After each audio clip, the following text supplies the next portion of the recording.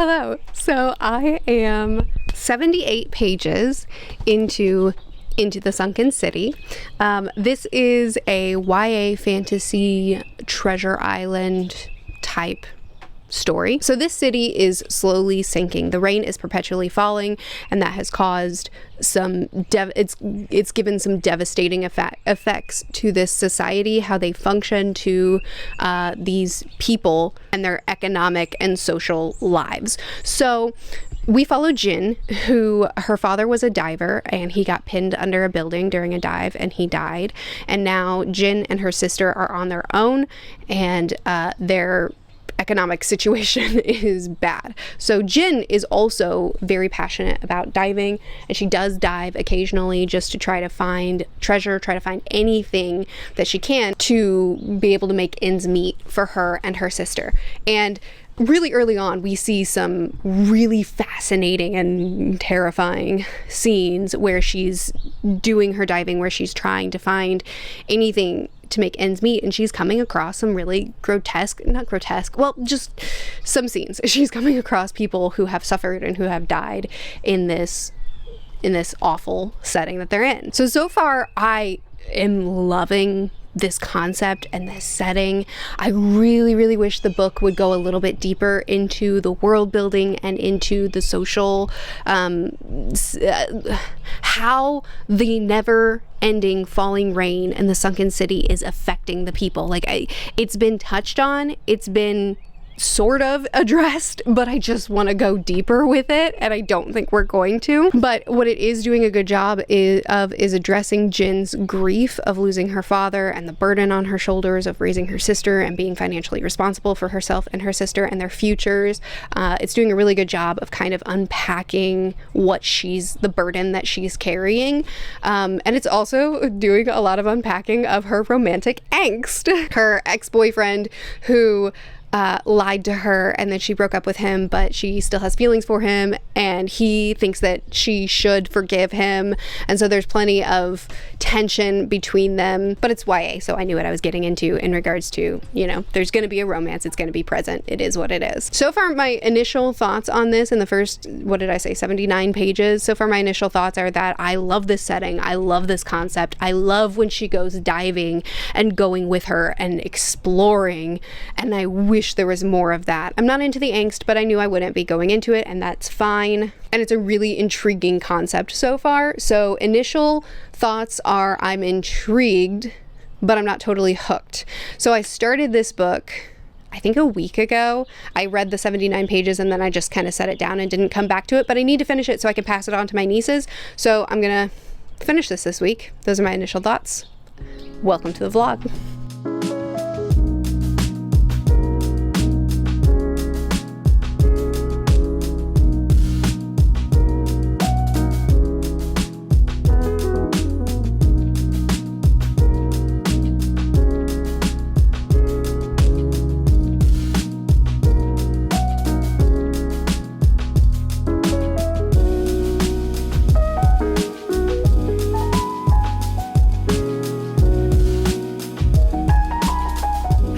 It's late and I'm filming on my phone, so sorry if the quality isn't great in this clip, but I just finished Into the Sunken City. So this, I talked to you about it in the first clip, but I don't remember exactly what I said, but the quick look of it is that the setting is that the rain is constantly falling. There's clouds above this city all the time with rain perpetually falling, and because of that, pretty much all the land has been submerged underwater, and there's just little bits that are left. So we have our main character, Jin, who is taking care of her younger sister. They're running this inn, and they're just trying to survive after they've lost their father in a diving accident.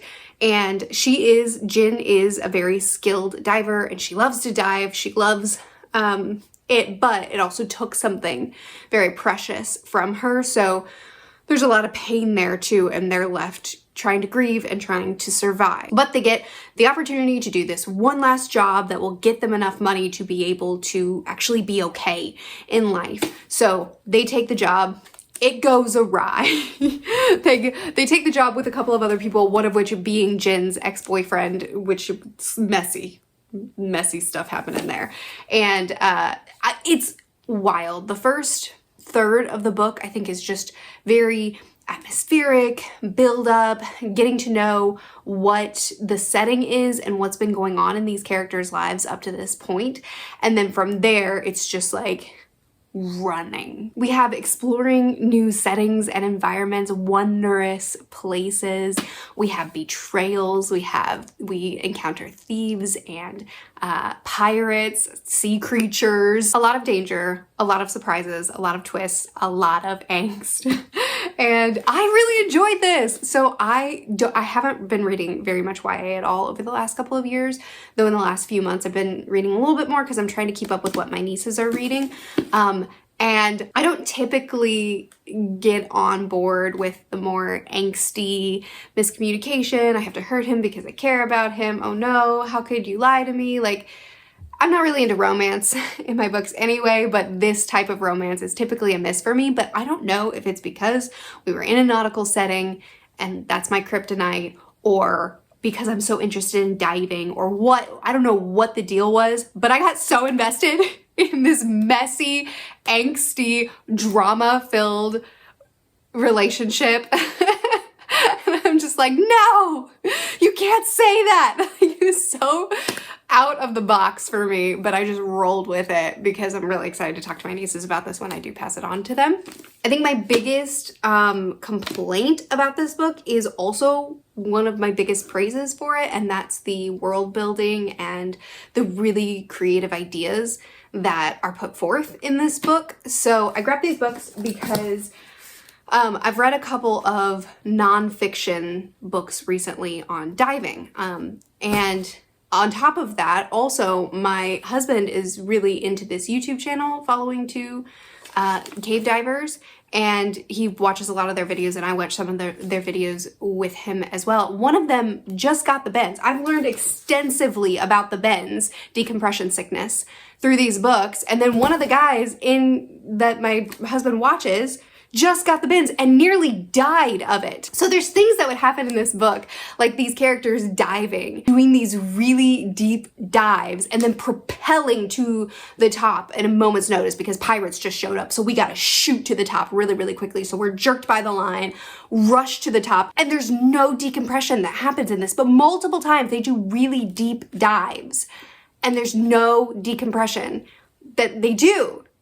And so I'm just like, I'm so fascinated because this is the future. There's some technology that's going on here. So obviously your diving suits have some sort of technology that negate the need for decompression. Tell me about that. What? What's happening? What do you mean? How? Please explain yourself. I'm so curious what technology you've thought up in your mind that would make us not need to do this. I'm not a diver. I don't know very much, but, you know, I'm fascinated by diving. So I want to know. Please do tell me. The same with the ecosystem and how this devastating thing has affected people, has affected community, and more than just Jin and her sister. There's a lot of really great exploration of their grief, as well as of the burden that Jin feels on her, the responsibility that Jin feels on her, that she's devoting her entire life to making sure that her sister has a life. And she's making a lot of sacrifices to give her sister everything that she feels she deserves. And she gives so much of herself to protect her sister in this really harsh setting.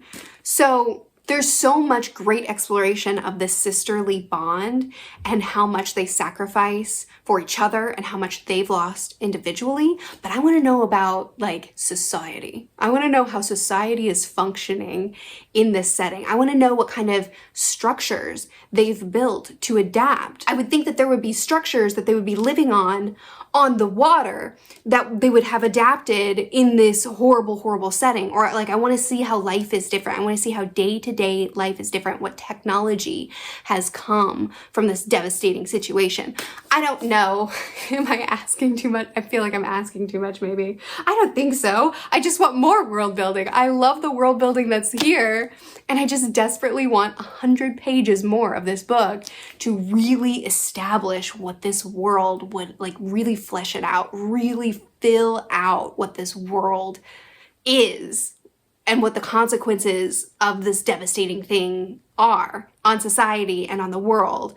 And I feel like we just kind of used it as dressing and then focused on, you know, the action and the exploration and the diving and the angst. And those were the focuses. And I enjoyed the action and the exploration and the diving. I love those things. And I love the angst, surprisingly. But I wanted more of the world building and the scientific advancement. Again, I haven't read very much YA in the last few years, so maybe this is on me. Maybe I'm asking for what's not typical of this age range because I'm more accustomed to a different age range. That might be on me. Regardless, this is a 4-star book for me. I really enjoyed this. I mean, I wish it was longer and I wish the world was more full, but I really, really enjoyed reading this a lot. I think a Treasure Island type story was perfect for me. I need more Treasure Island type stories. Please recommend me more Treasure Island type books. If you know of any, I would love to read more. Anyway, good night.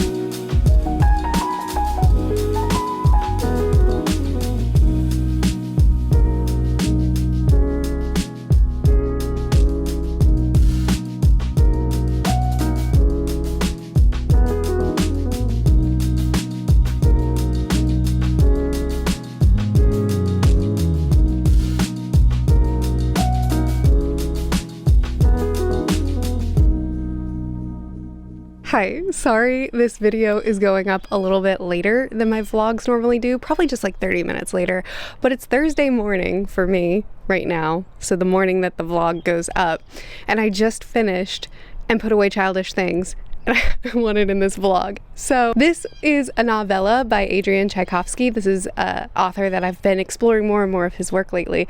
I actually DNF'd one of his books last month, but I loved this. This was so strange and odd and familiar, but also really different. And I really ate this one up.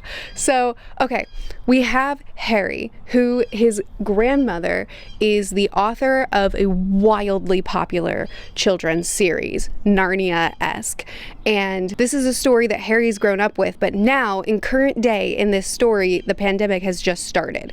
So the real world is dealing with COVID. In the full throes of it, very depressing. Harry's not having a good time. Then some strange magical things start happening around him. A character that shouldn't be showing up in his garden, and then people who are very devoted to the book and maybe believe that it's real, wackos for sure, but then maybe a private investigator that's like, hey, go check out this wardrobe.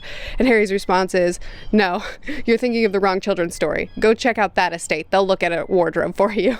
There's a lot of tongue-in-cheek about referencing different stories like Narnia, like Harry Potter, like The Lord of the Rings. And there were parts in the beginning when we were still in the setup where I was kind of the mind, are you just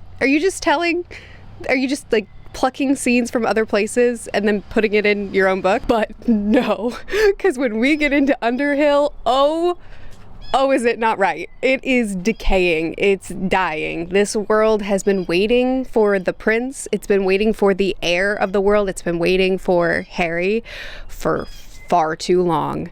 And it's rotting. It's kind of a Magicians-esque sort of feel. If you liked the Magicians series, I have a love-hate relationship with it, but it's mostly love. I really love that trilogy. And it is a dark twist on fantasy portal stories that we know and love, intentionally referencing stories that we know and love, but then making it a little bit different. So Harry goes into his world. He gets his doorway, he gets his wardrobe, he gets to go into the world that belongs to him, that's been waiting for him, but it's not right. But despite it being rotting, there's also still a childlike, a childish reverence for it and love for it. The world is different now, and the characters may not be the same, but they are still the characters that I grew up with and that I love and that I care about. So shouldn't I help them?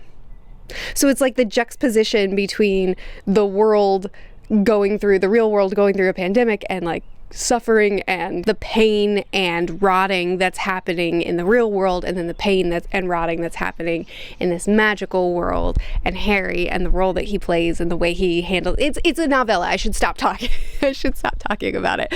But I really, really enjoyed this take. I love portal fantasy. I love Narnia-esque things, so I knew I was going to enjoy this because I love Tchaikovsky. I love Tchaikovsky's prose, so I knew I was going to like his take on this, and I'm so glad. I'm so glad I did. This is great. And I think Andrew, who I read this with, I know he said that there are 2 more books coming, 2 more novellas coming. I don't know when. I didn't look into it. I'm just taking his word. I'm going to read them. Anyway, that's the vlog. This week I read Into the Sunken City and Put Away Childish Things. They were both great reads for me. What did you read? Did you enjoy it? Do you want to talk to me about any of these books? I'd love to talk to you in the comments. I'll see you again soon. Bye.